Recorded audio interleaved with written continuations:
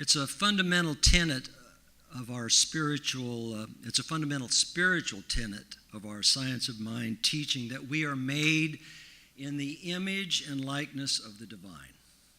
I love what our founder Ernest Holmes said. He said that this whole philosophy is based on the assumption that standing within and back of each of us is God, the eternal presence as us. Say that after me. God, the eternal presence as me. God, the eternal presence as me. And since I think we all agree that that is the truth, then that must mean that each one of us, each one of you, must contain all the attributes of God, the eternal presence. If anyone has taken Reverend Franklin's classes, he always starts it out with, I am light. God is light. I am light. God is life. I am life. God is love. I am love. God is beauty. I am beauty. God is truth. I am truth. God is peace. I am peace. God is love. I am love. God is peace. I am peace. I didn't get those in the right order, and I added a few too, but the qualities of God are many. Holmes also had something related to this in the subject of prayer. He says that treatment should incorporate a conscious recognition that health has always been ours. Abundance has always been ours. Happiness and peace have always been ours. They are ours now, for they are the very essence and truth of our being. Some more of those qualities that we could say God is and I am also are beauty, compassion, freedom, grace, harmony, intelligence, joy, knowledge, truth, wholeness, and creativity. And creativity is our subject of this month. It's our divine quality of the month. And one of our divine attributes is definitely our creative nature, because God is creative. I am creative. And here's a little secret. When we are intentionally creating in our lives, we are really, really happy. Anybody notice that?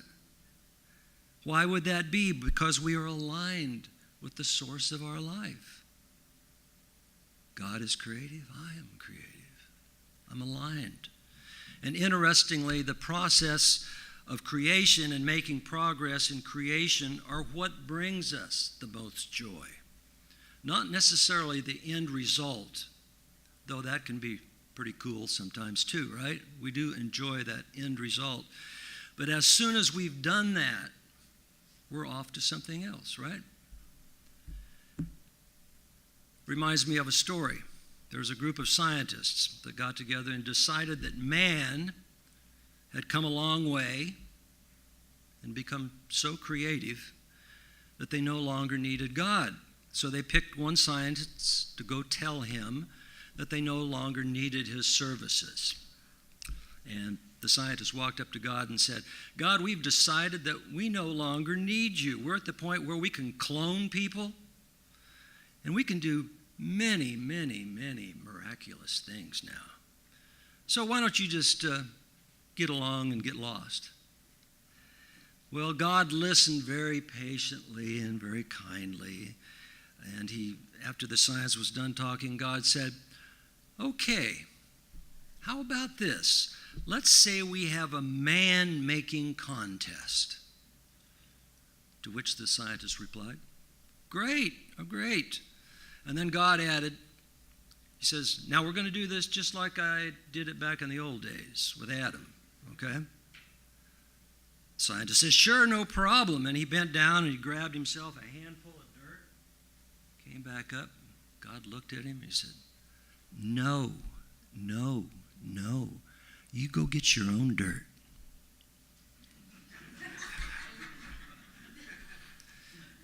We are co-creators.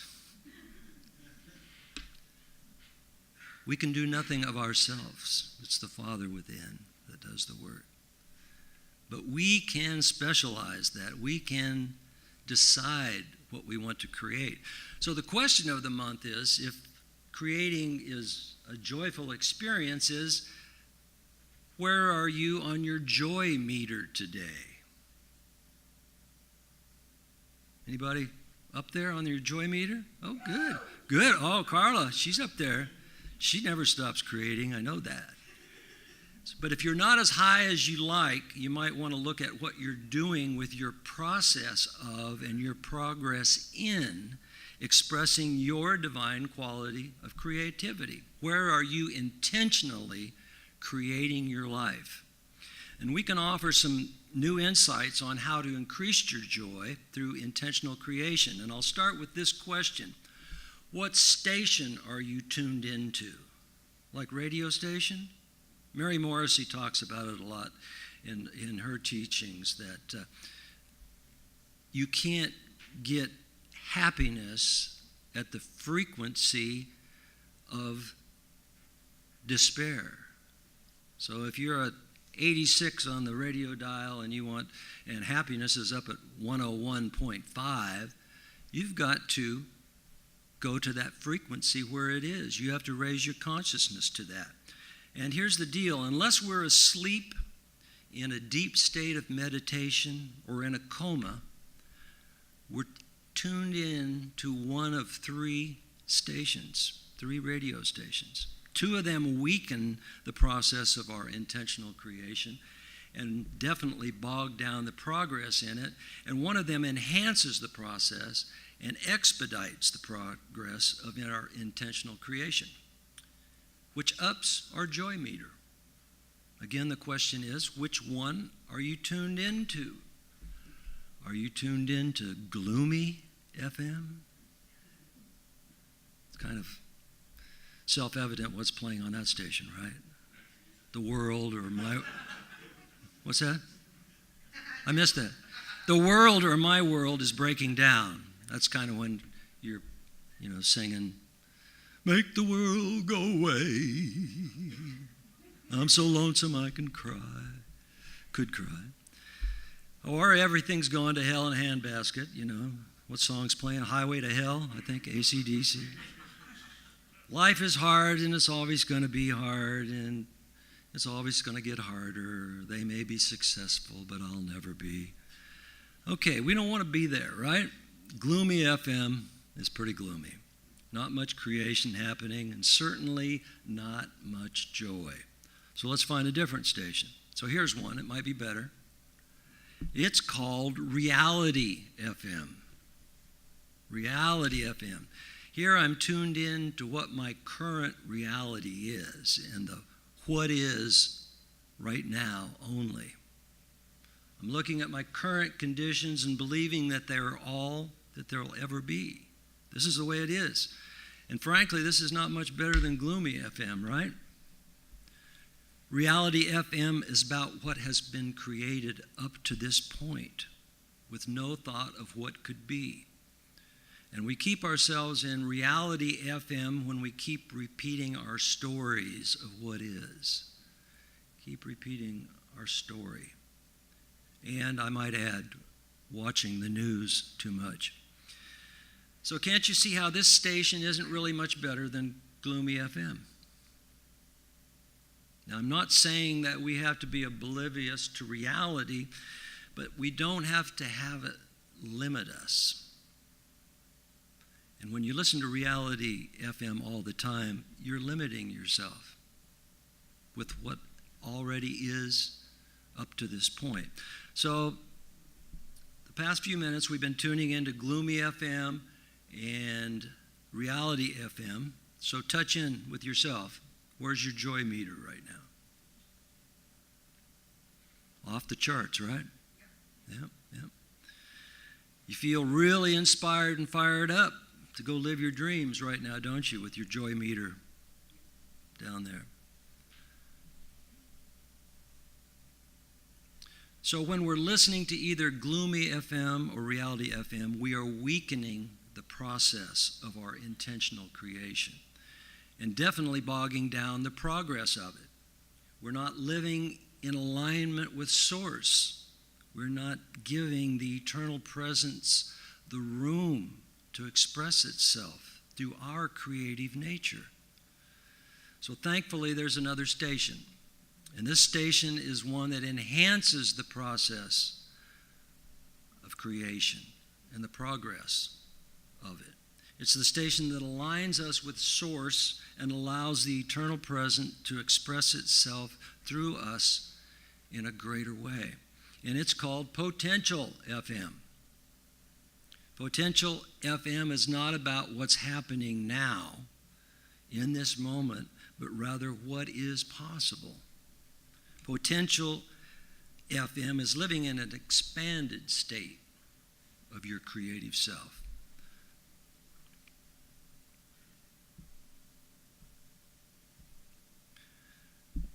It's about vision. It's about seeing beyond the horizon. It's about seeing what you can't see now. When we lift our eyes up from the place where we are to a higher place, we can see beyond this moment. We have an extended view of the horizon. In the Science of Mind textbook, Ernest Holmes wrote that as we bring ourselves to a greater vision, we induce a greater concept and thereby demonstrate more in our experience. In this way, there is a continuous growth and unfoldment taking place. Potential FM holds everything we want, need, or desire. Helen Keller once said, "No pessimist ever discovered the secret of the stars or sailed to an uncharted land or opened a new doorway to the human spirit. It's only in Potential FM that those things can occur. Opening up to that infinite possibility so that we can see farther to what might be. That's expressing our creative selves. And I look back in my days as a songwriter and going into those little rooms that they had down here on Music Row and with an empty piece of paper and a guitar. Denny's been there, Paul, Lisa. And just sitting in the quiet and waiting for something to happen, waiting for something from the infinite possibility to cross my mind, to start a song. And I was reading an interview last week, the last interview with Tom Petty. It was an interview 1 week before he died, and Tom Petty is one of my favorite artists of all time.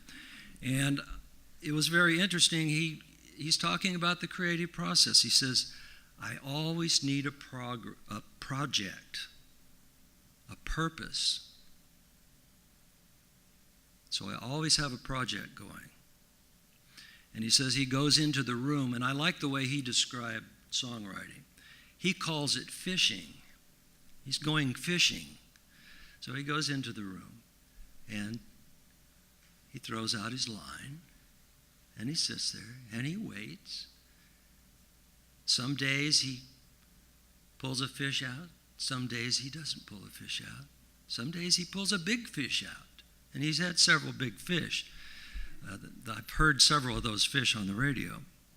So I love that. It's like, okay, God has stocked the infinite pond with fish for us. And we're going fishing, knowing that there's fish in there. And we want to pull one out. So what station are you tuned into? If you find yourself in Gloomy FM or Reality FM,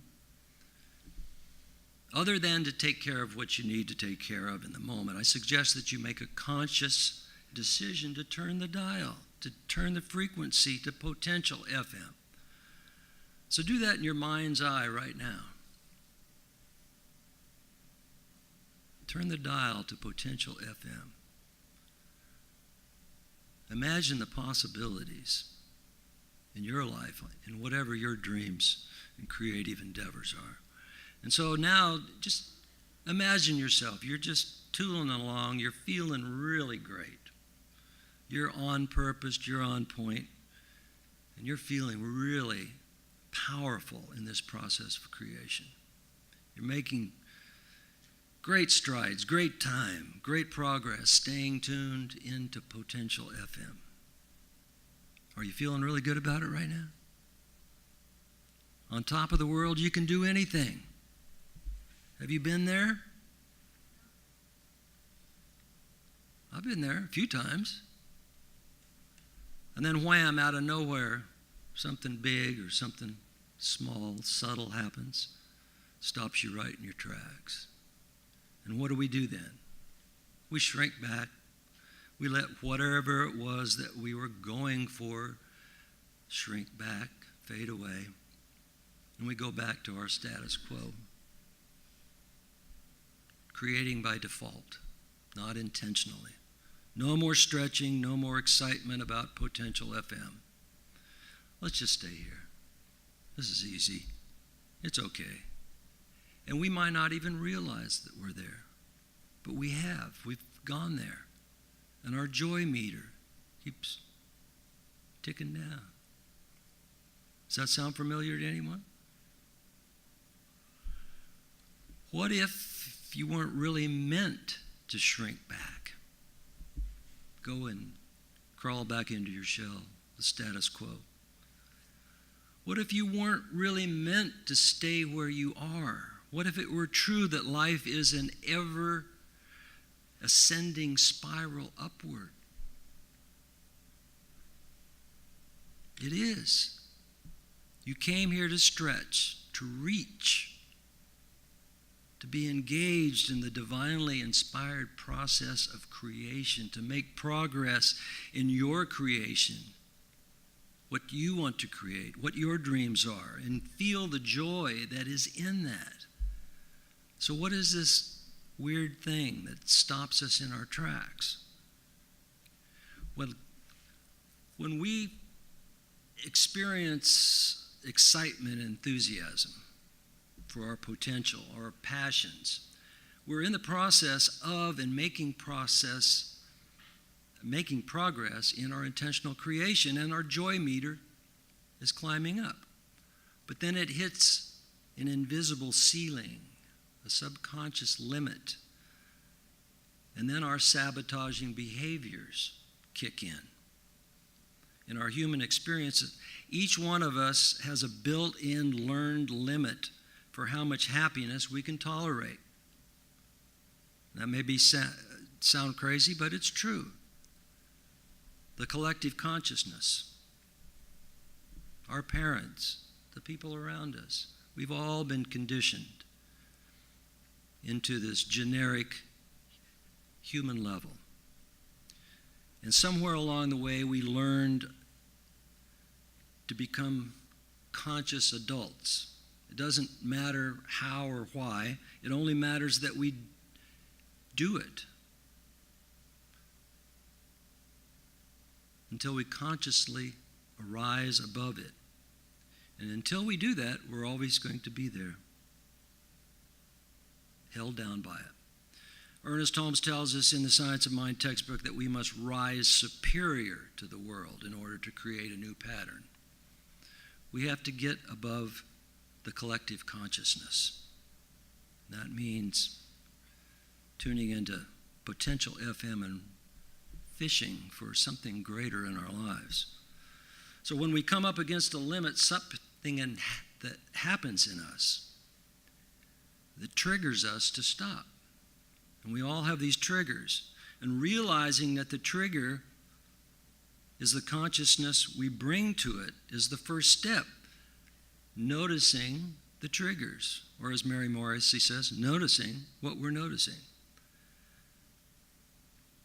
And the consciousness we bring to it is what we think, we feel, we believe, our values, our attitudes, our words, actions, and reactions.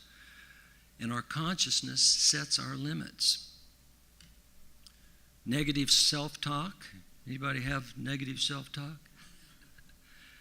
Old pain bodies, as Eckhart Tolle says, things that have happened to us, those stories that we carry around with us, those painful stories. Distractions, we have plenty of distractions in the world, right? Then there's other people's judgments, other people's opinions, our family and our friends, and also the fear of risk. All these things can get in our way. These are all triggers, and we have to get out of our own way a lot of the time, right? Nothing improves creativity like a lack of supervision. You ever notice that? If nobody's supervising you and telling you how to do anything, what to believe, hey, you're free to go wherever you want, right? My favorite all-time quote of Ralph Waldo Emerson is, "Let us take our bloated nothingness out of the path of the divine circuits." And our bloated nothingness is thinking what is all there is. That we know, I know that this is all there is. There is no more for me. That's our bloated nothingness. I want us to think upon this statement from the New Thought pioneer, another Ralph Waldo Trine, in his book, In Tune with the Infinite. He writes, "There's a divine current that will bear us with peace and safety on its bosom if we are sufficiently alert and determined to find it and go with it. The natural normal life is by a law divine under the guidance of Spirit." So if you really believe that your life is under the guidance of Spirit, that there is really a divine current that will bear you to peace and safety if you're willing to go with it, what would you do? Would you let your problem get in the way of that intentional creation that the divine is calling in you to do? Your desires and dreams? Edwene Gaines, we all know her personally, right? She was here last month. In her book, 4 Spiritual Laws of Prosperity, she writes, "Wonderful, magical things can happen if you're willing to commit to putting yourself out there, stepping outside your comfort zones, playing at the game of risk. It feels like risk. It feels like playing without a net. But when you make a commitment, you're never playing without a net because God is your net. Taking risks and acting on your commitment reduces you to simply trusting God." And I like what Mother Teresa said once. She said that, God doesn't ever give me more than I can handle. She says, "I wish God didn't trust me so much." So we have to be on the lookout for the often subtle ways that our upper limits are ceiling to our joy and to our idea of what can be when these limits show up in our lives, and do a couple of things. And the first thing we can do is, Ernest Holmes tells us, he says, we must instill into mind the fundamental proposition that good is without bounds. Only good and loving kindness shall follow me all the days of my life. Psalms 23. Then he says, let us begin to accept today more good than we experienced yesterday, and to know that we shall reap a harvest of fulfilled desires. What if? What can be? And here's a way to instill what Holmes is talking about in our minds, and that is our spiritual mind treatment, affirmative prayer, affirmations, creating mantras for ourselves, like I expand in abundance, success, and love every day, and I inspire those around me to do the same. And the second way is to let go. Let go of the resistance to what is, and to whatever the trigger is, and to whatever our limitation has created. Because it's in our life. It's our current experience, and when we let go of the resistance and then surrender to who and whose we are, we invite that infinite possibility, that quantum moment where we can change our frequency, raise the limits of our consciousness, and imagine a greater good in our lives. So let's do that together. Take a deep breath. Let go of all that already has happened. Be in that moment of infinite possibility. And I'll say these affirmations, and you say them after me. It is my divine right and my divine destiny to raise my upper limit. It is my divine right and my divine destiny to raise my upper limit. Daily I expand in abundance, success, and love. Daily I expand in success and love. As I inspire those around me to do the same. As I inspire those around me to do the same. It is my divine right and my divine destiny to be engaged in the process and progress of creation. It is my divine right and my divine destiny to be engaged in the process and progress of creation. It is my divine right and my divine destiny to live a life of joy. It is my divine right and my divine destiny to live a life of joy. I deserve to live there, and the world needs me to live there. I deserve to live there, and the world needs me to live there. And so it is.